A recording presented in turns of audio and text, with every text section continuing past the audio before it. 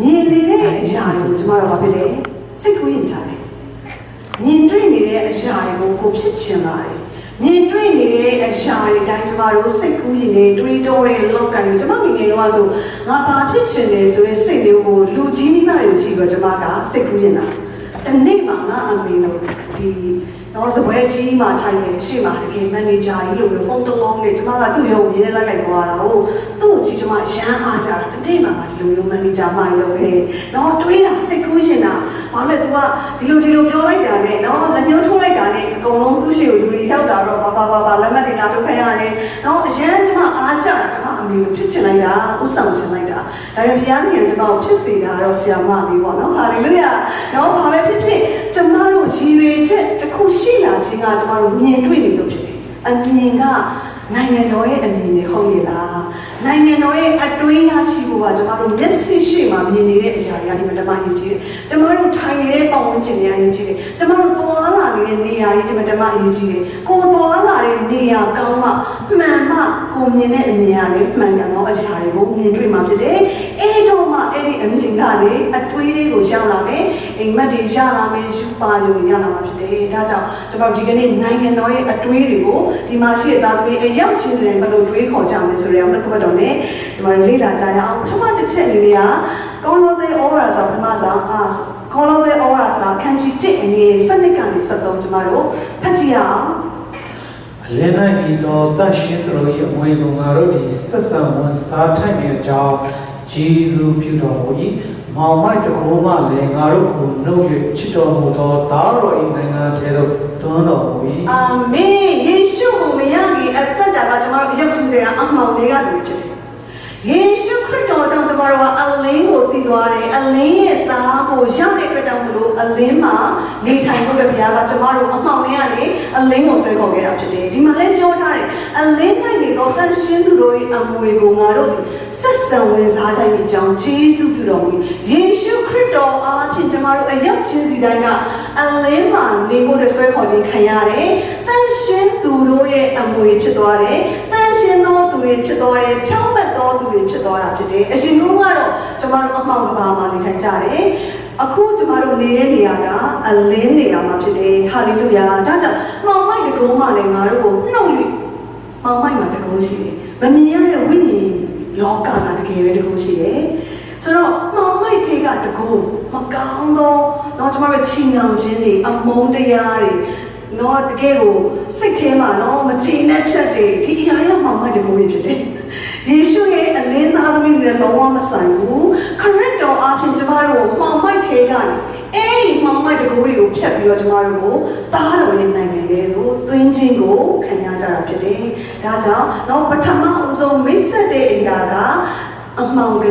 နိုင်ငံကနေအလင်းနိုင်ငံကိုကျမတို့ကကိုပြောင်းသွားပြီဆိုတဲ့အရာကိုဒီမှာဟောပြထားတာဖြစ်တယ်ဒါကြောင့်ဖခင်ရဲ့နိုင်ငံတော်နဲ့ပတ်သက်တဲ့ယေရှုခရစ်တော်ရဲ့တုံ့ပြန်ချက်တွေကကျမအတွေးခေါ်နေရှိတယ်အတွေးခေါ်နေပြောင်းရတယ်အမှောင်ကဘာတွေကအတွေးခေါ်ကျမတို့လုံးဝဆိုင်တော့အလင်းတွေကအတွေးကိုတွေးပါအမှောင်ကဘာတွေကအမြင်နဲ့မမြင်ပါနဲ့တော့လူတွေကိုကျမတို့ကြည့်တဲ့အခါမှာချစ်ချင်းမြတ်တာရှိလာဖို့အင်တယ်ကြီးသွားပြီဘုရားသခင်ကချစ်ချင်းမြတ်တာဖြစ်တော်မူ၏သူကိုယ်တိုင်ချစ်ချင်းမြတ်တာဖြစ်တဲ့အခါမှာကျမတို့ကအမှောင်တွေကအမြင်တွေမြင်တွေ့လို့မရတော့အမှောင်တွေကအမြင်နဲ့ကျမတို့လည်းမသက်ဆိုင်တော့ဘူးအလင်းတွေကအမြင်နဲ့မြင်ရအောင်လူတိုင်းကိုချစ်ဖို့လူတိုင်းကိုတော့ကျမတို့ကျင်နာတတ်ဖို့သနာတတ်ဖို့ဖခင်ရဲ့အမြင်ကကျမတို့ရဲ့နှလုံးထဲမှာဝင်သွားဖို့ရည်ကြီးတယ်ဟာလေလုယာနောက်တစ်ခါကျတော့တကိုးအမှောင်တကိုးတွေကနေကျမတို့ကိုအလင်းနိုင်ငံကိုသွင်းတဲ့အခါမှာအလင်းထဲမှာလည်းတကိုးရှိတယ်ဟာလေလုယာတန်ရှင်သောဝိညာဉ်တော်အဖြစ်အဲ့ဒီအလင်းရဲ့တကိုးကိုကျမတို့အရောက်ချင်းစီတိုင်းကရရှိခံစားခွင့်ကိုရတာဖြစ်တယ်ဟာလေလုယာဖခင်ကိုသိတဲ့သားသမီးတွေကအဲ့ဒီအလင်းရဲ့တကိုးအကုန်လုံးကိုရတာဖြစ်တယ်ယေရှုခရစ်တော်အားဖြင့်ကျမတို့လောကမှာအောင်နိုင်သူတွေအနေနဲ့အသက်ရှင်ရမှာဖြစ်တယ်အမောင်ကဘာကလူတွေကစိတ်ညစ်လိုက်တာအစင်မပြေဘူးပြောပါစေအလင်းတွေကလူတွေကပြောရမယ်လုံးဝစိတ်ညစ်ဖို့အရန်ပြောတယ်အရန်တော့အောင်မြင်တဲ့သူတွေဖြစ်တယ်ငါတို့ကတကယ်ကိုတော့အောင်မြင်တော်သူတွေဖြစ်တယ်မင်းမျိုးမင်းတွေဖြစ်တယ်အဲ့လိုစကားမျိုးတွေကျမတို့ကပြောလာဖို့အင်မတန်မှအရေးကြီးတယ်ဒါကြောင့်နော်အမှောင်ကဘာကတကူတွေကျမတို့မဆိုင်တော့ဘူးအလင်းနိုင်ငံကတကူတွေကျမတို့ကသက်ဆိုင်သွားတာဖြစ်တယ်နောက်တစ်ခုက ကျတော့ကျမတို့ရဲ့ဦးစားပေးမှုတွေအမှန်ကပါမှာဘာတွေဦးစားပေးခဲ့လဲကိုလှုပ်ချင်တဲ့အရာတွေနော်ကိုဆွဲလန်းတဲ့အရာတွေနော်ကိုရဲ့ဦးစားပေးမှုအရာပဲရှိတယ်ဒါပေမဲ့အလင်းရောက်လာတဲ့အခါမှာယေရှုခရစ်တော်ကဘာတွေကိုဦးစားပေးစေချင်လဲယေရှုခရစ်တော်ကဘာတွေကိုလုပ်စေချင်လဲကျမတို့ရဲ့ first priority ကဘာလဲအဲ့ဒီအရာတွေကိုကျမတို့ကသိဖို့ရန်ကြီးကြီးတာဖြစ်တယ်ဒါကြောင့်ကျမတို့အမှောင်ကဘာရဲ့နေထိုင်မှုအဟောင်းလေးမှာကျမတို့နေခဲ့ဘူးတော့အမှောင်ကဘာအကြောင်းလေးကောင်းကောင်းသိတယ်အလင်းထဲမှာယခုကျမတို့နေထိုင်တော့မယ်ဆိုတော့အဲ့ဒီနေထိုင်မှုပုံစံအသစ်ကိုလည်းကျမတို့ကပြောင်းလဲပြီးတော့မှသိဖို့အင်မတန်နေကြီးတာဖြစ်တယ်ဟာလေလုယာတော့ကျမရဲ့အဖေကကောင်းကင်ဘုံရှင်အဖချမ်းသာကြွယ်ဝသောအဖေကျမတို့လူချမ်းသာသားသမီးတွေငယ်တော့တွေ့ဘူးတဲ့ခါမှာတို့ဘလို့နေထိုင်လဲဘလို့သွားတာလဲဘလို့ဝတ်စားကောင်းဝတ်လဲတော့တို့ရဲ့တော့ယဉ်ကျေးမှုစကားဘလို့ပြောလဲဒါတွေကျမတို့တွေ့ရတယ်ယခုအချိန်မှာလည်းဖခင်ရဲ့သားသမီးတော့တကယ်ကိုကြွယ်ဝချမ်းသာသောကောင်းကင်ဘုံရှင်အဖရဲ့သားသမီးတွေအသက်တော်မှာပါဖြစ်လေချမ်းသာကြွယ်ဝသောဒီဇိုင်းနဲ့အသက်ရှင်ရမယ်ဟာလေလုယာပုံစံနဲ့ပြောင်းရမယ်အတွင်းလည်းပြောင်းရမယ်အပြင်လည်းပြောင်းရမယ်ဟာလေလုယာတော့ဒါကြောင့်ကျွန်တော်နေထိုင်မှုပုံစံအသက်ကိုသွားဖို့ဘုရားကဆွဲခေါ်နေတာဖြစ်လေဘာလို့လဲတော့ကျွန်တော်ကောင်းကင်နိုင်ငံတော့ကျွန်တော်တို့ပြင်ဆင်ထားပြီးပြီနိုင်ငံတော်ပြန်ချမဲ့ဒီကနိုင်ငံတော်သားတွေနေထိုင်မှုအဟောင်းနဲ့ဆိုတော့တိတ်အံဝင်ခွင့်ကြမှာမဟုတ်သေးဘူးတိတ်ပျော်ရွှင်စရာကောင်းမှာမဟုတ်သေးဘူးဒါပေမဲ့လောကမှာကျွန်တော်တို့နေထိုင်မှုပုံစံအသစ်အလင်းရဲ့သားသမီးတွေဖြစ်နေထိုင်ပြီဆိုလို့ရှိရင်ကျမတို့အဖြစ်လူတွေကလည်းမှာဖြစ်လေဘုန်းတော်ကိုမြင်လာမှာဖြစ်တယ်ဟာလေလုယာတော့ကျွန်တော်တို့နေထိုင်မှုပုံစံအသစ်ကိုပတ်ဝန်းကျင်ကမယုံကြည်သူတွေတွေ့တဲ့အခါမှာသူတို့ကငါတို့နဲ့မတူပါလားသူတို့ပြောတဲ့စကားကငါတို့ပြောတဲ့စကားနဲ့မတူဘူးသူတို့သွားလာတဲ့ပုံကငါတို့နဲ့မတူဘူးဆိုတဲ့အရာကဖခင်ရဲ့ဘုံတော်ထင်ရှားခြင်းဖြစ်တယ်ဖခင်ကကျွန်တော်တို့နဲ့အလုံးလုံးချင်တာဖြစ်တယ်သူတယောက်ကလုံးလို့မရဘူးဒါကြောင့်လူတွေကိုသူကရွေးချယ်ပြီးတော့မှသူ့အတွက်အလုံးလုပ်ဖို့အတွက်ကျွန်တော်တို့ကိုတော့လမ်းကြောင်းကိုသူကပြင်ဆင်ပေးတယ်ပြင်ပေးတာဖြစ်တယ်ဟာလေလုယာဒါကြောင့်နိုင်ငံတစ်ခုရှိတယ်ကျွန်တော်တို့ဒီတော့ကအမှောင်ကဘာကနိုင်ငံကလူတွေကဘာလုပ်တယ်လဲဆိုတာလည်းကျွန်တော်တို့ကောင်းကောင်းသိတယ်အလင်းရဲ့သားသမီးတွေဘာလုပ်ရမလဲဆိုတာလည်းကိုယ်တိုင်းသိချာသိဖို့လိုတယ်ဒါကြောင့်အဲ့ဒီစန့်ကျင်ဘက်နိုင်ငံတစ်ခုကဘယ်တော့မှပေါင်းလို့မရဘူးဟာလေလုယာအမှောင်တွေကလူတွေကအလင်းကိုမသွားခြင်းအလင်းကိုမြင်ခြင်းတယ်လို့ပြောတယ်အလင်းကိုကြည့်လို့မရဘူးအလင်းကိုအမြင်ကတ်တယ်လို့ပြောတယ်ဒါနှုတ်ကပတ်တော်တွေမှာဘာလို့လဲသူတို့အသက်တာတန်ရှင်းတယ်ဖျားနဲ့သက်တော်စကားကိုပြောတယ်ဖျားစိတ်နဲ့သက်တော်အရာကိုလုပ်တယ်ဖျားမကြိုက်တဲ့အရာကိုလည်းမကြိုက်ဘူးဖျားမုန်းတဲ့အရာကိုလည်းမုန်းတယ်အဲ့ဒီအခါမှာအမှောင်ကလူတွေကအလင်းကလူတွေကြည့်ပြီးတော့မုန်းကြတယ်တဲ့ကိုလူတွေအရင်မုန်းတာဆိုတဲ့အလင်းထဲမှာရှယ်ရပြီဟာလေဗျာသင်ကဘုရားရဲ့ဘုံကိုအရင်ထင်ရှားနေဟာလေဗျာဝမ်းမြောက်ပါချီးမွမ်းနေပါနော်ကျမတို့ရဲ့အသက်တာကအမှောင်နဲ့လေတွေ့ရမှာအမှောင်ပါလူတွေအလင်းကလူတွေလေတွေ့ရမယ်ဒါကြောင့်နော်ကျမတို့ကိုဘုရားကနိုင်ငံနှစ်နိုင်ငံအကြောင်းကိုပြောထားတယ်ဆိုတော့အမှောင်တွေကလူတွေနဲ့အလင်းကလူတွေလုံးဝမတူဖြစ်တယ်အသက်ရှင်မှုမတူသွားလာမှုမတူပြောဆိုတဲ့စကားမတူအတွေးခေါ်မတူအကျင့်ကြံမတူဟာလေလုယာနော်ဒီလိုမျိုးဘုရားကခွဲခြားစေတာဖြစ်တယ်ညနေသားပေးပြီးတော့ခွဲခြားစေတာဖြစ်တယ်ဟာလေလုယာကျမတို့ဖတ်ကြည့်အောင်နော်ရှင်ယောဟန်ဩဝါဒစာရှင်ယောဟန်မှာနော်ကျွန်တော်18အခန်း33ကနေ39တော့ပေါ့နော်ဒါ36ကနေ39ကိုကျွန်တော်တို့ချက်ကြည့်အောင်မှန်ပါတယ်ယေရှုကငါ၏နိုင်ငံသည်ဤလောကနှင့်မဆက်ဆိုင်ငါ၏နိုင်ငံသည်ဤလောကနှင့်ဆက်ဆိုင်ငါသည်ဂျူဒလူတို့လက်တော်မရောက်စေခြင်းကငါ၏လူတို့သည်တိုက်လာကြလိမ့်မည်ယခုမူကားငါ၏နိုင်ငံသည်ဤဒီတအကျဉ်းနှင့်မဆက်ဆိုင်ကိုမိန့်တော်မူ၏ဖိလမေကလည်းတို့ဖြစ်လေတင်းဤရှင်ဘုရင်မန္တတော်ဟုပြီးတော့ယေရှုကမင်းကြီးမိတဲ့အတိုင်းငါသည်ရှင်ဘုရင်မာ၏တမန်တရားဘယ်နဲ့တတိခံခြင်းကငါသည်မွေးဖွားခြင်းကိုခံ၍ဤလောကသို့ကြွလာပြီတမန်တရားနဲ့ဆက်ဆိုင်ကြသောသူတို့သည်ငါစကားကိုနားထောင်ကြ၏မိန့်တော်မူ၏ခရစ်တော်ရဲ့နိုင်ငံတော်ဖခင်ရဲ့နိုင်ငံတော်ကလောကနဲ့မဆက်ဆံဘူးလို့ပြောထားတယ်ဟာလေလုယာဒါပေမဲ့ကျွန်တော်တို့အဲ့ဒီလောကထဲမှာနေရတယ်လေဆိုတော့ကျွန်တော်တို့အသက် သက်တာမှာဘုရားကဘာလို့သိစေခြင်းလဲဆိုတော့ကျမတို့သွားရမယ့်နိုင်ငံကအလင်းရဲ့နိုင်ငံဖြစ်တဲ့အတွက်ကြောင့်မို့လို့လောကထဲမှာကျမတို့အလင်းလင်းဖို့အတွက်ဘုရားကအယံအလိုတော်ရှိတာဖြစ်တယ်ဆိုတော့ကျမတို့သိထားရမှာကကျမတို့နေနေတဲ့အလင်းနိုင်ငံကလောကသားရဲ့နိုင်ငံနဲ့မတူညီဘူးသင်အသက်တာလောကထဲမှာသွားလာခြင်းကလောကသားနဲ့မထူးခြားဘူးဆိုလို့ရှိရင်သင်အလင်းနဲ့ဝင်ရသေးဘူးပြန်စဉ်းစားပါဒီနေ့ညမှာငါလုပ်နေတဲ့အရာတွေကဘုရားကြိုက်ရဲ့လားငါတွေးခေါ်တဲ့အရာတွေဘုရားကြိုက်ရဲ့လားဆိုတဲ့ကအရာကိုပြန်စဉ်းစားရမယ်ခရစ်တော်ကပြတ်သားတယ်လောကနဲ့မဆိုင်တဲ့အရာကိုသင်ကတော့ပတ်သက်နေသေးတယ်ဆိုရင်အဲ့ဒီကောင်းကင်နိုင်ငံတော်သင်နဲ့မဆိုင်ဘူးလို့ပြောထားဖြစ်တယ်ဟာလေလုယာဒါကြောင့်ကျွန်တော်တို့ဆုံးဖြတ်ပါပြတ်သားပါဖခင်ရဲ့နိုင်ငံတော်နဲ့ဆိုင်တဲ့အရာကိုလိုချင်တယ်ဆိုလို့ရှိရင်တော့လောကနဲ့မဆိုင်လို့ကျွန်တော်တို့ညင်းဆိုအောင်မှာဖြစ်တယ်ဟာလေလုယာတော့ဒါကြောင့်တမန်တရားပတ်နဲ့သက်သေခံဖို့အတွက်ကျွန်တော်တို့ကိုလောကမှာပို့ပေးထားတာအခုကျမတို့တော့ပြန်စဉ်းစားရအောင်လောကမှာကျမတို့အသက်ရှင်နေအားလုံးက COVID-19 နဲ့မှမပါတော့ဘူးဟာလေလုယာဖခင်သခင်ဘာလို့ရှိတယ်ပြန်စဉ်းစားပါတဲ့ကိုအသက်ရှင်နေစေတာဖခင်သခင်အလိုတစ်ခုခုလိုချင်လို့ဖြစ်တယ်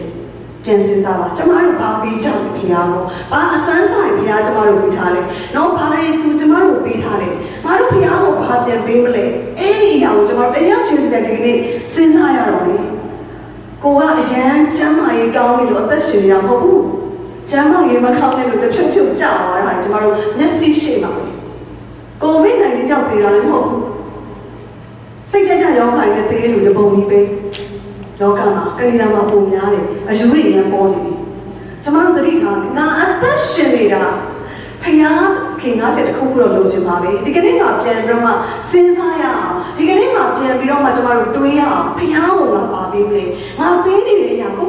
ခြေနဲ့ရလားကျမတို့ပြန်စဉ်းစားရအောင်ဖခင်ကတော့ကျမတို့ဘာပေးခိုင်းလဲတမန်တရားပဲ၌တတ်သိခံဖို့အတွက်လောကမှာသင်နဲ့ကျမကိုထားတာလို့ပြောတယ်ဟာလေလုယာဖခင်ရဲ့ကောင်းမြတ်ခြင်းတွေကိုပြန်ပြောဖို့အမှောင်တွေကလူတွေအတွက်ကျမတို့ကတတ်သိဖြစ်ဖို့အတွက်အမှောင်တွေကလူတွေတမန်တရားကိုသိလာဖို့အတွက်ကျမတို့ဘယ်ပဲသွားအဲ့ဒီတမန်တရားကိုကျမတို့စုပ်ကိုင်ပြီးတော့မှသွားရမယ်တမန်တရားနဲ့အတူလက်တွဲသွားရမယ်အဲ့ဒီတမန်တရားတိုင်းအသက်ရှင်တဲ့အခါမှာသင်တစ်ခါလေကြောက်လို့ရှိရင်ဘာမှမပြောရင်တော့ပတ်ဝန်းကျင်ကလူတွေကချက်ချင်းဖျားကိုမြင်သွားတာဖြစ်တယ်ဟာသူနေတဲ့အသက်တာတန့်ရှင်းလိုက်တာသူနေတဲ့စကားပြောတဲ့စကားတန့်ရှင်းလိုက်တာကျမတို့လောကလူသားတွေပြောသလိုညဉ့်ညူးသောစကားတွေညဉ့်ညူးသောမကောင်းသောအရာတွေကိုတော့ပယ်ရှားပြီးတော့တမန်တရားအတိုင်းအသက်ရှင်တဲ့နော်ပုံစံကကျမတို့နိုင်ငံတော်သားပုံစံကိုဖခင်ကလောကမှာနော်ဘုံတော်သူ့ရဲ့ဘုံတော်ထင်ရှားဖို့အတွက်ကျမတို့ကိုနော်လှုပ်စီချင်တာဖြစ်တယ်ဒါကြောင့်ကျမတို့ဘယ်ဘက်မှာရှိနေလဲမတရားတဲ့ဘက်မှာရှိနေလားတမန်တရားဘက်မှာရှိနေလားဆိုတဲ့အရာကိုကျမတို့ပြန်ကြည့်ဖို့အင်တာမအရေးကြီးတယ်ဆိုတော့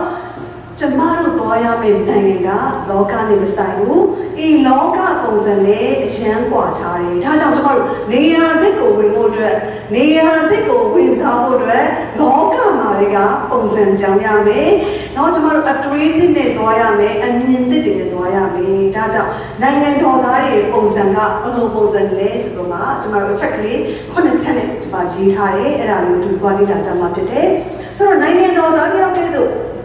အသက်ရှင်နေတယ်ကျမတို့မြေကြီးပေါ်မှာ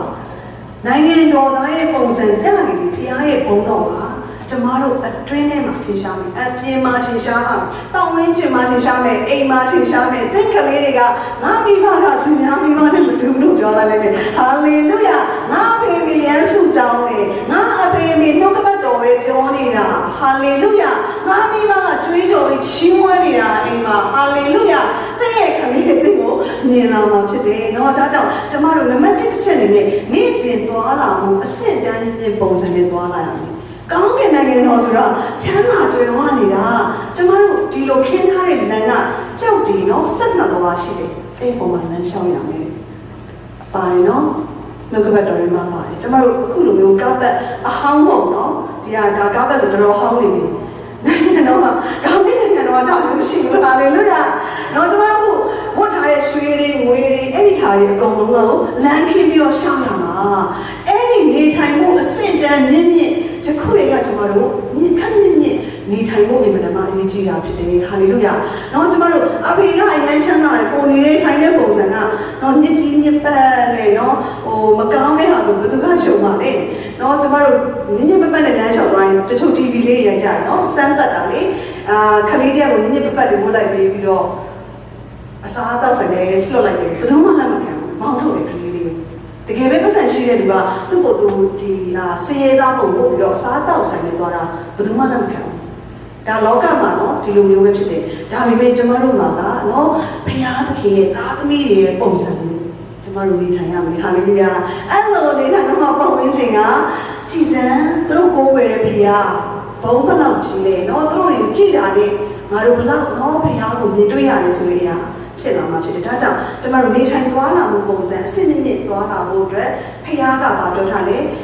တစ်ချက်အနေနဲ့ရှင်မသက်ခရစ်ခန်းကြီး9အငယ်20မှာကြည့်ကြည့်အောင်သူတို့ဒီကောင်းကင်နိုင်ငံတော်၌ကြီးတော်သူဖြစ်လိမ့်မည်တင်တို့ကျင့်တော်အကျင့်ဒီပါရရှဲတို့နဲ့အကျမ်းပြုစရာတို့ကျင့်တော်အကျင့်ထက်မလွန်မတာလျင်တင်တို့ဒီကောင်းကင်နိုင်ငံတော်တို့ဘဝရကြပါငါအမှန်ဆို၏ဟာလေလုယာပါရရှဲနော်ကျမတို့ကျမ်းတဲ့ပုဂ္ဂိုလ်နှုတ်ကပတ်တော်ထဲမှာအများကြီးပါတယ်နော်အရင်ယူရှာတယ်ဘုရားကအဲ့ဒီပါရရှဲလို့ပြောတာဘယ်လိုလူစားမျိုးလဲဆိုတော့ကျမလိုက်ရှာဟေရှာယ33စက္ကုဒီမှာတော့မပါဘူးချမ်းတမ်းသောလူမျိုးတွေဘုရားကပြတ်သွားတယ်ဘုရားမကြိုက်တဲ့အရာလုပ်တဲ့လူကိုပါရိရှဲချမ်းတမ်းလို့သူကပြောတဲ့အခါမှာအဲ့ဒီပါရိရှဲတွေကချမ်းတမ်းသောအမျိုးလို့ပြောတယ်နားမဝင်နိုင်အောင်နဲ့လေသောစကားနားမလည်နိုင်အောင်ခက်ခဲသောစကားကိုပြောသောလူမျိုးကိုသင်သည်မတွေ့မြင်ရနိုင်ငံတော်မှာအဲ့လိုလူမျိုးရှိတော့ဒါကြောင့်ပါရီရှေနဲ့ကျမ်းတက်တဲ့အကျင့်စရိတာလောက်တော့မတာဘူးဆိုလို့ရှိရင်တဲ့နိုင်ငံတော်ကိုဝင်ရကြဘူးပြောတယ်။ဒါကြောင့်ကျမ်းတမ်းသောလူမျိုးတွေကိုဘုရားကအင်မတန်ဆက်ဆုပ်ယူရှာတာဖြစ်တယ်။နှလုံးသားကျမ်းနဲ့အပြောဆိုကျမ်းနဲ့အတွေးခေါ်ကျမ်းနဲ့မတနာတတ်ဘူးမချင်နာတတ်ဘူးဒီအရာတွေကိုပါရီရှေနဲ့ကျမ်းတဲ့ပုဂ္ဂိုလ်တွေကလုပ်တယ်။ဘလို့လူတွေလည်းအင်မတန်ပညာတတ်တယ်။ပါရီရှေကိုကျမ်းတဲ့ပုဂ္ဂိုလ်တို့သူတို့သတ်မှတ်ထားတဲ့ကျမ်းပြုစရာတွေအရန်ကိုပညာတတ်တယ်ဒီနှုတ်ကပတ်တော်တအုပ်လုံးကိုအာဘုံဆောင်အောင်အလှော့တို့ကကြက်ကြတယ်ဘာလို့လဲဆိုတော့အဲ့တော့မှလူတွေကအချင်းကြီးမှာပညာရေးအရန်တတ်တော့မှလူတွေကအချင်းကြီးတဲ့အခါမှာသူတို့ရှိမှရိုးရိုးကျိုးကျိုးနဲ့ဆရာဆိုတော့အခေါ်ခံခြင်းတဲ့လူတွေကိုဘုရားကကျမ်းပြုဆရာတို့ရဲ့အကျင့်လို့ခေါ်တာဖြစ်တယ်ဟာလေလုယာတော့ကျမတို့ဒီအကျင့်ထက်တောင်မှမသာလို့ဘူးဆိုလို့ရှိရင်နိုင်ငံတော်ကိုမဝင်ရဘူးလို့ခေါ်ပြထားတာဖြစ်တယ်။နော်နားမလည်နိုင်အောင်ခက်ခဲသောစကားကိုပြောသောလူမျိုးလေ။နားလေခေါ်လို့ရှိရင်သူတို့ထက်တောင်မှဆိုဟာလေလုယာဒါကြောင့်ခက်ခဲသောစကားတွေနဲ့ပိတ်ထားတယ်။နော်နားမလည်နိုင်အောင်သူတို့အဲ့ဒီအရာတွေနဲ့ပိတ်ထားတာဖြစ်တယ်။ပိတ်ပါများတော့သူတို့ကိုယ်တိုင်မကွင်းတော့ဘူး။ဟာလေလုယာကျမတို့ကိုဘုရားကဒီကနေ့မှာနောက်ဆုံးသောကာလမှာနတ်နေသောဗျာဒိတ်တော်တွေကိုသင်နဲ့ကျမကိုဖွင့်ပေးနေပြီဟာလေလုယာဒီကနေ့ဒီအချိန်က prophecy timeline မှာဘယ်လိုအချိန်လဲဆိုတာသိဝင်ရှိနေပြီတန်ရှင်သောဝိညာဉ်တော်အဖြစ်ကျမတို့ကသိဝင်ရဒါကြောင့်အရင်တော့ကတော့ပါရီရှေးနဲ့ကျမ်းပြုစရာတွေကလူတွေကိုကောင်းကင်နိုင်ငံမရောက်အောင်တားဆီးထားတာယခုသူတို့တွေကအပိတ်ခံထားရတာဖြစ်တယ်။တန်ရှင်သောဝိညာဉ်တော်ပေါ်ပြတဲ့အခါမှာကျမတို့အရောက်ချင်းစီတိုင်းကနိုင်ငံတော်ရဲ့အကြောင်းကိုရှင်းရှင်းလင်းလင်းသိဝင်ရတယ်။ဗျာဒိတ်တော်တွေကိုသိဝင်ရတယ်။ညှော့ဝှက်ထားတဲ့နတ်နေသောဘုရားရဲ့စကားတော်တွေကိုသိဝင်ရတာဖြစ်တယ်။ဟာလေလုယာ။ဒါကြောင့်ကျမတို့ရဲ့အသက်တာမှာကိုကောင်းမွန်သောအရာတွေကိုသိပြီးပြီဆိုလို့ရှိရင်မသိသေးတဲ့လူတွေကိုကျမတို့ကဖွင့်ပြပါစေတနာစိတ်ခါပါဒီမှာဟာရီရှေးနဲ့ကျမ်းပြုဆရာတို့ကလေပညာတက်တယ်ဝဲဒီဂရီတွေရတယ်ဒေါက်တာဝဲတွေရတယ်ဒါပေမဲ့လူတွေကိုကာသူတို့ထက်သာတော်မှာဆိုလို့နှိမ်ထားတဲ့အတ္တတာကိုသူတို့ကဆက်လုပ်နေတာဖြစ်တယ်။ဘုရားသခင်တိတ်ကိုယွန်ရှာသောအရာတွေဖြစ်တယ်။နော်ဒီကနေ့မှာဘုရားကကျမတို့ဝိညာဉ်တော်ကိုပေးထားတဲ့အခါမှာသူ့အားဖြင့်ကျမတို့ကဘုရားရဲ့စကားတော်အသက်တော်အရာတွေကိုသိခွင့်ရတာဖြစ်တယ်။နော်ကျေးဇူးတော်အင်မတန်မှချီးမွမ်းဖို့ကောင်းတယ်။ဒါကြောင့်ယခုအဲ့ဒီပါရီရှဲကျန်တဲ့ဆရာတွေအခုခေတ်မှာလည်းမြောက်များစွာရှိတယ်။ဆိုတော့ကျမတို့တတိထားရမှာဖြစ်တယ်။ကျမတို့ကိုယ်တိုင်ကတော့ဘုရားသခင်ရဲ့ဖွင့်ပြချက်ကိုရပြီးပြီဆိုလို့ရှိရင် စေတနာနဲ့ကျမတို့ဝင်ရပါစေတနာနဲ့တော့ကျမတို့ပေါ်ပြပေးပါတော့ပြောပြပေးပါလူတွေကိုစေတနာရှိတဲ့ဘုရားသခင်ရဲ့သားသမီးတွေကလည်းစေတနာရှိဖို့အင်မတန်ကြီးကြီးတာဖြစ်တယ်ဟာလေလုယာနောက်တစ်ချက်ကတော့ချစ်ချင်းမြတ်တာအင်မတန်မှကြီးကြီးတယ်နိုင်ငံတော်ရဲ့အတွေးခေါ်တဲ့အမြင်ကိုရဖို့အတွက်ဘုရားသခင်ကိုယ်တိုင်ချစ်ချင်းမြတ်တာဖြစ်တဲ့အခါကျတော့ကျမတို့ကလည်းချစ်ချင်းမြတ်တာရှိဖို့အင်မတန်ကြီးကြီးတယ်ဒါကြောင့်မဿဲအခန်းကြီး9အငယ်53နဲ့54ကိုဖတ်ကြည့်ရအောင်ကိုယ်နဲ့ဆက်ဆိုင်သောသူကိုချစ်လို့ယံသူကိုမုန်းလို့တော့ပညာစကားကိုသင်တို့ကြားရပြီ။နောက်ပညာတိကသင်တို့ဒီကောင်းကင်ဘုံ၌ရှိတော်မူသောသင်တို့အဘ၏သားဖြစ်လူတော်ကသင်တို့၏ယံသူတို့ကိုချစ်ကြတော့သင်တို့ကိုကျင့်စေတော်သူတို့အားမေတ္တာပူကြတော့သင်တို့ကိုမုန်းသောသူတို့အားဂျေဇုပြုကြတော့သင်တို့ကိုနှောက်ရှက်ညှင်းစေတော်သူတို့အဖို့ဘုရားခင်ကိုဆုတောင်းကြတော့အာမင်နိုင်ငံတော်ရဲ့နိယာမကတော့ဘာဖြစ်လဲဒီမှာပေါ်ပြထားတယ်ကိုယ်နဲ့ဆက်ဆိုင်တော်သူကိုယ်နဲ့အများချလို့နေနေသမျှတွေ့နေသမျှလူတွေကဘာဖြစ်လဲကျမတို့ပတ်ဝန်းကျင်မှာရှိတဲ့လူတွေကိုယ်နဲ့ဆက်ဆိုင်တော်သူတွေဖြစ်တယ်ကျမတို့ကိုယ့်ရဲ့မိသားစုကိုပဲချစ်ရင်မလုံးတော့ပါဘူးဖခင်ရဲ့ဘုံမထင်ရှားဘူးကိုချစ်တဲ့သူကိုပဲလိုက်ချစ်နေရတယ်ဖခင်ဘုံတော့မထင်ရှားဘူးဘသူကိုတော့မှချစ်ရမယ်ဖခင်ကပြောတယ်ယံသူကိုတော့မှချစ်ပါတယ်နော်ကျမတို့ကိုချိန်ဆတဲ့သူတွေကိုလောကနိယာမကတော့ပါဇက်ရှင်ပြန်ပြောလို့ရတယ်ပြန်ချိန်ဆကြတယ်ဒါပေမဲ့ဖခင်ရဲ့နိုင်ငံတော်ရဲ့နိယာမကတော့မြတ်တာပြန်ပို့ပါတဲ့တင့်ကိုဆဲတဲ့အခါမှာသင်ကကောင်းမွန်သောစကားနဲ့မြတ်တာပြန်ပို့ပါစွတ်တောင်းပေးပါတဲ့ဒါဖခင်ရဲ့နိယာမဖြစ်တဲ့သူကိုယ်တိုင်ချစ်ချင်းမြတ်တာဖြစ်တဲ့အတွက်ကြောင့်မို့လို့အဲ့ဒီချစ်ချင်းမြတ်တာကကျမတို့အဖြစ်လူတိုင်းကိုသူကစီစဉ်စေချင်တာဖြစ်တယ်ဟာလေလုယာတော့ဒါကြောင့်ကျမတို့ကလောကလူတိုင်းနဲ့စန့်ကျင်ပြီးတော့မှပြုလုပ်ရမယ်ဟာလေလုယာမလွယ်တော့မလွယ်ပါဘူးခက်ခဲတယ်လောကလူသားတွေကြိုက်တဲ့အရာကလူတိုင်းကြိုက်တဲ့အရာဖြစ်တယ်လူတိုင်းလိုချင်တဲ့နော်လူတိုင်းသွားလာချင်တဲ့နေရာတွေဖြစ်တယ်ဒါပေမဲ့ဖခင်ကဘာဖြစ်လဲကောင်းကင်နိုင်ငံတော်ရဲ့နေရာမှာကိုကျမတို့အရောက်ချင်းစီတိုင်းကိုအသုံးပြုစေချင်တာဖြစ်တယ်ဒါကြောင့်ယုံကြည်သူသားသမီးတွေရဲ့အဓိကပြုဝတ်ချက်ကတင့်ကိုဘယ်သူမုန်းဘူးသင်ကတော့ချစ်ချင်းမြတ်တာအပြည့်အဝရှိတယ်ချစ်နိုင်တယ်ဟာလေလုယာဝိညာဉ်တော်တင့်ကိုဦးဆောင်ပြီဆိုလေတင့်ကိုလာတော့အရှိမဆဲနေတော့မှခပ်ပြုံးပြုံးလေးနဲ့ဝန်ခံနိုင်တယ်ဟာလေလုယာတော့ကျမကိုမထီဘူးအဲ့ဒီလိုမျိုးတို့ဆဲတဲ့အရာကဲရဲတဲ့အရာတွေကအရှိမဒုက္ခတွေရတယ်ဒီလားဝိညာဉ်တော်ခံနေတာဟာလေလုယာတတိုင်းကြီးခံနေတာကျမရှိမှဘုရားကခံနေတဲ့ကြောင့်မို့လို့အဲ့ဒီတတိုင်းကိုလာချီတာအဲ့ဒီဘုရားကိုလာချီတာနော်ဆိုတော့ကျမတို့ကိုမထီတဲ့အတွက်ကြောင့်မလို့အေးဆေးပဲခပ်ပြုံးပြုံးလေးပဲနေနိုင်တာဖြစ်တယ်ဟာလေလုယာနော်ဘုရားကိုချီပါများတဲ့အခါမှာကျမတို့အတွက်ဘုရားကတန်ပြန်တော့မှတုံ့ပြန်ပေးမှဖြစ်တယ်ခုနကတော့မဆန်ဖတ်တဲ့နှုတ်ကပတ်တော်လိုပဲတင့်ကိုကောင်းချီးပေးတော်သူကကောင်းချီးပေးမယ်ဒါကြောင့်ကျမချစ်တဲ့လူတွေတော့မများကောင်းချီးပေးလို့နေ့ကိုဘုရားကပြန်ကောင်းချီးပေးမှာဟာလေလုယာဘုရားသခင်ဗိသိက်ပေးထားတော်သားသမီးများများကောင်းချီးပေးပါအရန်ချောတွေပြောပါတင့်ကိုလူတွေကပြန်ကောင်းချီးပေးလာမှာဖြစ်တယ်ဟာလေလုယာတော့တင့်ကိုချိန်ဆတော်သူကငါချိန်ဆမယ်ဘုရားကပြတ်သားပြီးသားတင့်ချိန်ဆစရာလို့ငါလောက်မယ်လို့ဘုရားကပြောထားပြီးသားဖြစ်တယ်ဒါကြောင့်သင်လုံးဆရာမလို့ဘုရားလုပ်တဲ့အရာကိုဝန်ခံလိုက်ပါလက်ခံလိုက်ပါဟာလေလုယာတော့ဒါကြောင့်ချစ်ချင်းမြတ်တာရှိဖို့အင်မတန်မှအရေးကြီးတယ်လောကလူသားတွေသင်ကိုမုန်းပါလိမ့်မယ်ကဲ့ရဲ့ပါလိမ့်မယ်နော်မချင်မနဲ့ဖြစ်ပါလိမ့်မယ်ကိစ္စမရှိဘူးဒါတို့အလုပ်သူတို့လုပ်ရမယ်ဆိုလုပ်ပါစီလုပ်ခွင့်ပေးထားလိုက်ပါနော်ကျမတို့လုပ်ရမယ့်အလုပ်ကသူတို့တွေမုန်းလဲကိုကတော့ခပ်ပြုံးပြုံးလေးနဲ့လူတိုင်းကိုရှိပြပါကြွပြပါချောတယ်နော်လှတယ်ပြောလို့ရပါတယ်ဟာလေလုယာတော့ဘသူကြောင့်လဲတန်ရှင်သောဝိညာဉ်တော်ကြောင့်ကျမတို့အတွင်းထဲမှာတောက်လောင်နေတဲ့အခါမှာအဲ့ဒီချစ်ချင်းမြတ်တာကလည်းတောက်လောင်ပြီးတော့မှထွက်လာမှာဖြစ်တယ်ဟာလေလုယာနောက်တစ်ချက်ကြည့်ကြည့်အောင်နံပါတ်3ချက်နေတဲ့ယုံကြည်ခြင်းကိုကျမတို့ဖတ်ရှင်းရအောင်ရှင်မာကုခရစ်ခန်းကြီး7အငယ်27မှာယေရှုကလည်းသင်တို့ဒီဘုရားခင်ကိုယုံကြည်ခြင်းစီကြလောအမိန့်ပေးထားတယ်အရာရာတိုင်းမှာအခြေအနေတိုင်းမှာနော်နေရာတိုင်းမှာယုံကြည်ခြင်းရှိဖို့ဘုရားကပြောထားတယ်ယုံကြည်ခြင်းရှိကြလောအမိန့်ပေးထားတယ်ယုံပါလို့ပြောဘုရားကယုံရင်ယုံပါလို့လည်းမပြော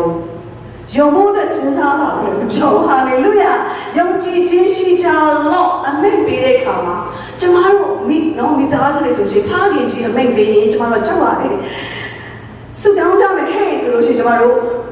ရှိတဲ့အရာပြစ်ချပြီးတော့မသွားလို့မရအောင်အဖေစိတ်ဆုံးကအကျဉ်းကြောက်တယ်အဲ့လိုပဲကျမတို့ဖေကယုံကြည်ခြင်းရှိကြလို့အမိန့်ပေးတဲ့အခါမှာကိုယ့်ရဲ့မွန်တွေကိုပြစ်ချလိုက်တာကိုယ်မှာရှိတဲ့လေးလံခြင်းတွေပြစ်ချလိုက်တာကိုယ်မှာရှိတဲ့နော်မပြေလည်သေးတဲ့အရာတွေပြစ်ချလိုက်တာကိုယ်မှာရှိတဲ့မအောင်မြင်သေးတဲ့အရာတွေပြစ်ချလိုက်တာချက်ချင်းအဖေစီသွားပြီးတော့မှဟုတ်ကဲ့ကျွန်တော်ယုံပါတယ်ဆိုတော့မှဝန်ခံတဲ့ဖေကစတင်လုပ်လာမှာဖြစ်တယ်ဟာလေလုယာကျမတို့နှုတ်ကပတ်တော်ထဲမှာပါတဲ့အောင်မြင်သောသူတွေရဲ့အသက်တာကိုကြည့်မယ်ဆိုလို့ရှိရင်တာမန်လူတွေပါကျောင်းတို့တော့မှတော်ရဲကောင်းတဲ့လူတွေလည်းပါတယ်နှုတ်ခမ်းလေးတဲ့မောရှိလည်းပါတယ်နော်အေးဆိုလို့ရှိရင်တော့အေးစစ်စစ်နေတဲ့လူလည်းပါတယ်တာမန်လူတွေကျမတို့သင်နဲ့ကျမတို့ပဲအေးစစ်စစ်သမားတွေပါပဲနော်ကြောက်တက်ကြတယ်ကျမတို့လူပါတယ်ကျမလည်းကြောက်တက်ပါတယ်လူသားတွေဆိုတော့ဒါပေမဲ့ဘုရားသခင်သူတို့ကိုပြောတဲ့အခါမှာယုံကြည်ခြင်းနဲ့ဝန်ခံခြင်းနဲ့စတင်ခြေလှမ်းလှမ်းတဲ့အခါမှာသူတို့ကအောင်မြင်တော်သူဖြစ်သွားတယ်ဟာလေလုယာဒါကြောင့်သင်အောင်မြင်တော်သူဖြစ်ခြင်းနဲ့ဆိုလို့ရှိရင်ယုံကြည်ခြင်းနဲ့စတင်ခြေလှမ်းမှာယုံကြည်ခြင်းနဲ့ဝန်ခံမှာသင်ရဲ့မယုံကြည်နိုင်တဲ့အရာတွေပေးချလိုက်သင်အတွက်တော့ဘာမှအဆင်မပြေတော့ဒီအကျိုးမရှိတဲ့အရာတွေပေးချလိုက်ခြံထားခဲ့လိုက်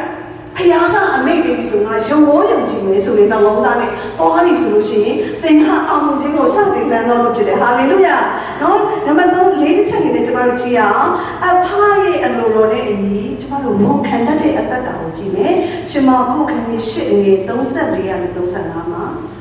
သူအခါတပည့်တော်တို့နဲ့ပြိတ္တများကိုခေါ်တော်မူပြီးရင်အကျဉ်သူဒီငါ၌စိကခြင်းငါလူစီထူထူဒီကိုညင်းပေရမည်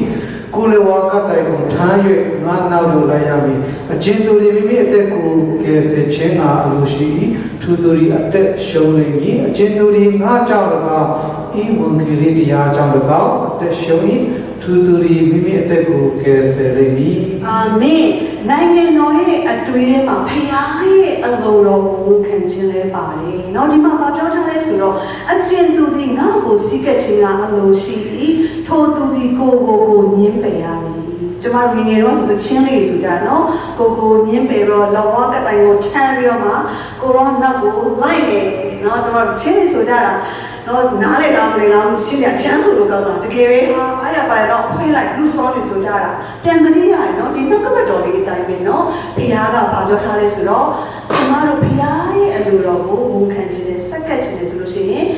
ကိုယ့်အလိုကိုညီပြီးတော့မှနော်ဘုရားရဲ့အလိုတော်လိုက်ရမယ်ဒီမှာကိုယ့်ရဲ့အလိုကိုညီပြီးတော့မှဒီအသင်းတော်ကိုရှာလာတဲ့ယုံကြည်သူသားသမီးတွေကကျမအယံကိုဝမ်းသာရဖြစ်တဲ့ဟာလေလုယာနော်ကျမတို့လောကကြီးကတော့ဆွဲဆောင်ပါတယ်လောကကြီးကအတော်နဲ့ဖျားချောင်းသွားဒီဘက်တော့နားလိုက်အော်ဒီနေ့တော့နေရမ်းပင်မနဲ့နားလိုက်အော်ဒီနေ့တော့နေဟိုစားနော်ကျမ်းစာမဖတ်နဲ့အိတ်လိုက်ဟာလေလုယာစာရကအရင်ဆွဲဆောင်တာနော်ကျမ်းစာဖတ်တော့မယ်ဆိုရင်လုံးဝလေးလာဆူတောင်းကနေဝင်တော့မယ်ဆိုရှင်နောက်မှာလုပ်ရအများကြီးပဲပုံနေတာနော်ကျမတို့အဲ့ဒီနေရာကိုဖြတ်ချပြီးတော့မှညင်းပယ်ပြီးတော့မှဖယားနာပို့တော့မှလုံးဝင်ချင်းကပ်ပြီဆိုရှင်ဖယားကလည်းသူ့အလိုဆောင်သောသားသမီးတွေကကောင်းပြီနိုင်ငံတော်မှာကြီးမြတ်တော်သူတွေဖြစ်မယ်ဟာလေလုယာနော်ဖယားရဲ့နော်နိုင်ငံတော်သားအရောက်ချင်းစီတိုင်းကဖယားရဲ့အလိုတော်ကိုဆောင်ဖို့အင်မတန်မှအရေးကြီးတာဖြစ်တယ်နော်ဒါကြောင့်ကျမတို့ကိုယ့်ရဲ့လှုပ်ချင်တဲ့အရာကိုယ့်ရဲ့အတ္တကိုပဲဦးစားပေးနေမယ်ဆိုလို့ရှိရင်အသက်ရှုံးနေတယ်ထာဝရအသက်တောင်မှပြန်ဆုံးရှုံးသွားတဲ့အခြေအနေရောက်နိုင်တယ်ဆိုတဲ့အရာကိုဖခင်ကဒီမှာသတိပေးထားတာဖြစ်တယ်။နော်ဒါကြောင့်ကျမတို့နိုင်ငံတော်ရဲ့အတွေ့ကိုရှားဖို့အတွက်ဖခင်ထံမှာပြတ်သားစွာစက္ကပ်ဖို့ဆုတောင်းဖို့အချိန်နော်နည်းနည်းလေးပြေဆိုများများဖို့ပေးဖို့နော်ကျမတို့အဲ့ဒီအရာကိုဒီနေ့မှာဖခင်ကစကားပြောတာဖြစ်တယ်။နံပါတ်5တစ်ချက်အနေနဲ့ခလေးသူငယ်ကဲဆိုကျမတို့အသက်တာတွေကိုယောသားရရှိရမယ်။ဟာလေလုယာအဲ့ဒါကိုကျမတို့ရှင်မသက်ခရစ်အခန်းကြီး18ငယ်တိတ်ကနေပြီးမှဖတ်ကြည့်အောင်ခလေးသူငယ်ရဲ့ယောသားခြင်းကိုဘုရားကတိတ်နဲ့သက်တော်ဘုရားဖြစ်တယ်။သူအခါတပည့်တော်တို့ဒီချင်းက၍ကောင်းကင်နိုင်ငံတော်၌အဘယ်သူဤသာ၍ကြီးမြတ်စွာအန္တရာယ်ကိုမေးလျှောက်ကြတော့သူငယ်တယောက်ကိုခေါ်တော်မူ၍တပည့်တော်တို့အလင်း၌ထားပြီးမှငါအမှန်ဆိုဒီကတင်တို့ဒီပြောင်းလဲ၍သူငယ်ကဲ့သို့မဖြစ်တဲ့ကောင်းကင်နိုင်ငံတော်တို့ကိုရောက်ရကြထို့ကြောင့်အချင်းတို့ဒီဤသူငယ်ကဲ့သို့မိမိကိုယ်ကိုမိမိနှိမ့်ချအပ်သူတို့ဒီကောင်းကင်နိုင်ငံတော်၌တာ၍ကြီးမြတ်လိမ့်မည်အာမင်လူသားရဲ့ဆိုတာကြီးမြတ်ခြင်းကိုအင်မတန်မှကြိုက်နော်အော်တကယ်ပဲခေါင်းဆောင်လုပ်ရှင်လိုက်တာ နော်တခါလေအိုးနေရာကြီးမှာလိုချင်လိုက်တာယာတို့ကြီးမှာကြွားဖို့လေဟာလေလုယာနော်ဆိုတော့ဖခင်ရဲ့သားသမီးတွေကိုဘုရားကတတိပေးထားတာလောကလူတွေကကြီးမြတ်ခြင်းကိုလိုချင်တယ်ဂုဏ်တွေကိုလိုချင်တယ်ကျွဲဝါမှုတွေကိုလိုချင်တယ်ကြွားဝါမှုတွေကိုလိုချင်တယ်အမြင့်ကြီးတွေမှာနေချင်တာလောကလူသားရဲ့အဲ့ဒီအရာတွေပဲအလုံးရှုပ်နေတာဖခင်သားသမီးတွေကကြတော့ဘုရားကတတိပေးထားတယ်ခလေးသူငယ်ကဲဆိုနှောင်လုံးသားရိုးသားခြင်းနဲ့နှိမ့်ချတော့ဝါကြွားတဲ့လူဘုရားကလေအယံနှိမ့်ထားတယ်ဟာလေလုယာတော့ဒီမှာတို့နေရာအောင်မရှိဘူးနော်လောကမှာအရန်ကိုဝါကြွားခြင်းနဲ့ကြီးမြတ်ခြင်းနဲ့ဟောတို့ပဲဥဆောင်ခြင်းနဲ့နော်နေရာလိုခြင်းနဲ့လူတွေကကောင်းကင်နိုင်ငံတော်မှာအငယ်ဆုံးသောသူတွေဖြစ်မယ်နော်ဒီမှာသင်တို့ရဲ့ကြုံနေတော့လာဖြစ်မယ်ဟာလေလုယာအခုစိတ်မပြတ်ပါနဲ့သင်ကိုပွားနေထားတဲ့လူတွေကတနေ့မှသင်တို့အစေခံကြုံနေတဲ့လာတော့မှခြေထောက်ဆေးပေးမဲ့လူတွေဖြစ်တယ်လာတော့ဖနှောက်ဝပေးမဲ့လူတွေဖြစ်တယ်ဟာလေလုယာနော်သင်ကိုအဲ့လိုခိုင်းဖို့တဲ့ဘုရားကတို့ကိုကြုံနေတဲ့ပြန်လေးပါဟာလေလုယာဒါကြောင့်ကျမတို့ရဲ့အသက်တာမှာပါဖြစ်တယ်အခုနှလုံးသားရိုးသားစွာနဲ့နှိမ့်ချသောတတ်တာအစေခံသောတတ်တာဘာမဆုံးမပါဝင်မယ်ဘာမဆုံးစက္ကန့်မယ်ဘာကူညီမယ်ဖျားဖို့တော့ထင်ရှားဖို့တော့ဘလိုမျိုးဆိုမှလွတ်ပေးမယ်ဆိုတဲ့နှလုံးသားနဲ့ကျမတို့အသက်ရှင်မှာတနေ့နိုင်ငံတော်တည်ထောင်တဲ့အခါမှာသင်ကိုအပေါ်ကနေလောက်ထားတဲ့လူတွေကသင်ရဲ့ဂျုံတွေဖြစ်မှာဟာလေလုယာသင်အိမ်မှာဂျုံတွေနဲ့လာတော့တန်ရှင်းလို့ပဲဟာလေလုယာဖျားရှင်ပေါ်ပြထားတဲ့အတိုင်းเนาะကျမတို့ကကောင်းကြီးတွေရရှိမှာဖြစ်တယ်เนาะဒါကြောင့်နံပါတ်6အနေနဲ့ကကျမတို့သိချသောနှလုံးသားအစေခံသောအသက်တာကိုဖခင်ကကောင်းကင်နိုင်ငံတော်အတွက်လို့ပြင်ဆင်ပေးထားတာဖြစ်တယ်။နံပါတ်9ကျမတို့နောက်ဆုံးတစ်ချက်အနေနဲ့နိုင်ငံတော်ရဲ့အမြင်ကိုကျမတို့လက်ခံရမယ်။သူတစ်ပါးကိုမစစ်ကြောရဘူးမစင်ရဘူးဆိုရင်အရာကိုယောမ14လေးမှာဖတ်ကြည့်ရအောင်။ သူတစ်ပါးပိုင်သောလူကိုစစ်ကြောစီရင်သောတင်သည်အဘယ်သူနည်းသူသည်မိမိတခင်စီရင်သောအားဖြင့်သာအပြစ်လွတ်ခြင်းအပြစ်ခံခြင်းတို့ရောက်ရ၏သူသည်အပြစ်လွတ်ခြင်းတို့ရောက်လိမ့်မည်အကြောင်းမူကားဘုရားခင်သည်သူရဲ့ပြစ်ကိုလွတ်ခြင်းမှာတတ်နိုင်တော်မူ၏အာမင်ဖခင်ရှင်ပိုင်သောနှင်းဝင်းအေးကြော်ကိုစစ်ကြောစီရင်သောသင်ကဘသူလဲပြန်ပြောပါသင်နာမည်ထည့်ပြီးတော့မှသင်ကိုဘုရားပိုင်ဟာလေလုယာသင်ကိုဘုရားပိုင်ထားပြီးသားဘသူလာပြီးတော့စစ်ကြောစီရင်နေလဲလို့ဘုရားကမင်းမှာဖြစ်တယ်ဟာလေလုယာဒါကြောင့်ကျမတို့လောကမှာနေတဲ့အခါမှာအင်မတန်ခွန်အားရှိတယ်အင်မတန်ရင်းရင်းရှိတယ်သင်အဖေကသင်ရှိခံနေမတ်တရရပြီးတော့အဲ့လိုပြောမိမှာဖြစ်တယ်ဟာလေလုယာတော့ဒါကြောင့်သူတပါးပိုင်တော်လူကိုဖျားရှင်ပိုင်တော်လူကိုကျမတို့မစစ်ကြောပါနဲ့မစီရင်ပါနဲ့ကျမတို့အသက်တာစီရင်ခြင်းစစ်ကြောခြင်းနဲ့ခင်းလွတ်တယ်ဆိုလို့ရှိရင်သင်အတွက်ဘုရားကရှေ့မှာရက်တော့စီရင်မှာဖြစ်တယ်ဟာလေလုယာတော့ဒါကြောင့်ကျမတို့အသက်တာမှာဘာဖြစ်လဲသူတပါးကိုမစီရင်ခြင်းကနိုင်ငံတော်နဲ့ဆိုင်တယ်လို့ဖော်ပြထားတာဖြစ်တယ်ဒီမှာပြောထားတယ်သူသည်မိမိတည်းစီရင်သောအဖြစ်နာအဖြစ်လွတ်ခြင်းအဖြစ်ခံခြင်းတို့ရောက်ရ၏လူတိုင်းကဘုရားနဲ့ပဲသက်ဆိုင်ပါလေเนาะကျမတို့အဖြစ်စီရင်သောသူတွေကိုဘုရားလက်ထဲသာထည့်ပေးလိုက်ပါเนาะဘုရားနဲ့ပဲဆိုင်နေဘုရားသခင်ဒီစစ်မှုတော်ကိုတိုက်ပေးပါကိုရောရှင်ဒီစစ်မှုကကိုရောနဲ့ပဲဆိုင်ပါတယ်เนาะကျမတို့လောကမှာ